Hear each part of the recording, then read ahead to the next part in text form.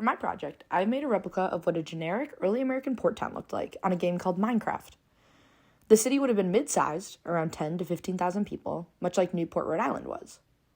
At this time, American society was changing dramatically, and this included changes in sexual mores and behaviors. These transitions were a product of the American Revolution, along with rising immigration from other parts of Europe, the increasing interaction between Europeans and indigenous Americans, wars, and the rise of slavery. American society wanted to be different than their previous British rulers, and thus became more relaxed about sex in many ways. I begin with an overview of the town. One of the most important parts of life in America in the late 1700s was slavery. It was extremely common for people to own and sell slaves during this time. That is why I built a large ship that replicates a slave ship coming into the harbor. In addition, this ship represents the rising immigration and the changes that these different cultures brought to America's sexual culture. As we move into town, I created a space that demonstrates the tight corridors that were common in early American towns. Buildings and other structures were close to each other for practical reasons, and these tight spaces created a culture in and of themselves. First and foremost, close proximity allowed for the rapid spread of viral infections that often came from the ships coming from across the sea. These diseases not only affected the European settlers, but, due to the increasing interaction between Europeans and indigenous Americans that came with both war and trade, these diseases also contributed to the ultimate genocide of the indigenous population. In terms of early American sexuality, however, these small corridors meant that there was not as much privacy regarding sex as we may see today. In poorer neighborhoods, sex workers would often be on the streets during the day and at night. Many low-income families lived in the same building as sex workers. In the public sphere, places like brothels were relatively visible on the streets. For example, in New York, as demonstrated in City of Eros, dozens of blocks had more than 3 brothels. Some had more than 8. Therefore, they were hard to ignore. That is why I made 3 of them in this one small city. I did not mark them specially, however, because brothels often appeared on the outside to look like any other brownstone house. They were supposed to blend in. I also made sure to make dark alley spaces where people could hide their sexual conquests if needed.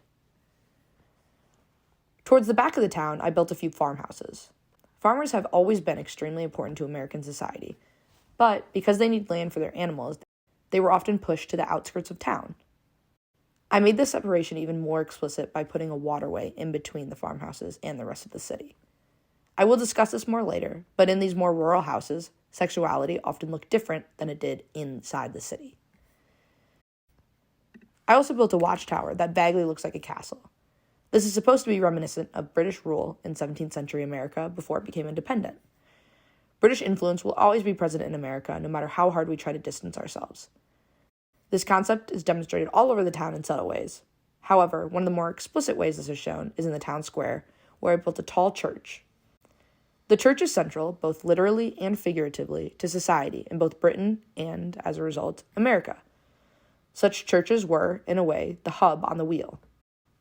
This was the first building I built, and thus, the entire city is based around that one building. Now I will show the theater. Theaters were a major part of the sex work industry in early American cities such as New York. In fact, they became an overall demonstration of what contemporaries considered deviance. Though my city is not specifically based on New York, I wanted to include a theater because of their significance in City of Eros. They served as a public space that was dark enough for intimate connections to take place. Ultimately, they were part of a larger movement at this time, towards public spaces becoming spaces of intimacy. The first floor of a theater was typically for those who wanted to watch the show. An important note to make here, however, is that these shows were often sexual in nature. As the levels progressed in the theater, so too did the promiscuity. The balcony is where sex workers would go to find clients and where sexual encounters often occurred. I've created a more private and dimly lit balcony here to represent what a theater may have actually looked like in a town like this. Now I will show the church. Christianity played a major role in human sexuality and changing mores at this time. Specifically, the church I created is Puritan, because this town is set in New England, which is where Puritans originally settled. though ornate on the outside due to the original building being one of Catholic faith when Britain was in control of the city, I made the inside more simplistic. Puritans wanted this purer form of Christianity without all of the sensual decoration. This was just another way in which new settlers rebelled against their old rulers. Furthermore, this church is also where many people were married. Marriage as a whole was changing at this time. Previously, marriage was seen as a necessary economic aspect of life. Being that women could not be employed, they had to get married to survive. However, in the early American port cities, there was an emergence of pleasure culture. In essence, this meant that, in addition to being economic, marriage should also have some component of happiness involved, and should not be an entirely abusive and unequal relationship. Rather, there should be more of a sense of partnership. Though this was a small subset of society that saw marriage this way, this perspective set the stage for how we view marriage today. Puritans saw sex in marriage as a positive good, as long as it was used in moderation. In fact, they believed marriage had an inherent sexual and reproductive purpose. Therefore, sexuality was channeled into marriage. The only time these kinds of interactions would be looked down upon within marriage is if used in excess or if it interfered with worship. Outside of marriage, however, sex was still prohibited in Puritan culture. Now I will show the bar I built. Hudson's Tavern, as I named it, was supposed to be demonstrative of the old brewery in 5 points that was discussed in the city of Eros. The old brewery was converted into a boarding house for people needing a private room. The first floor of my tavern is dedicated as a social space for drinking and potentially meeting people to take upstairs. Tables surrounded the area where people could spend time and hang out casually with acquaintances.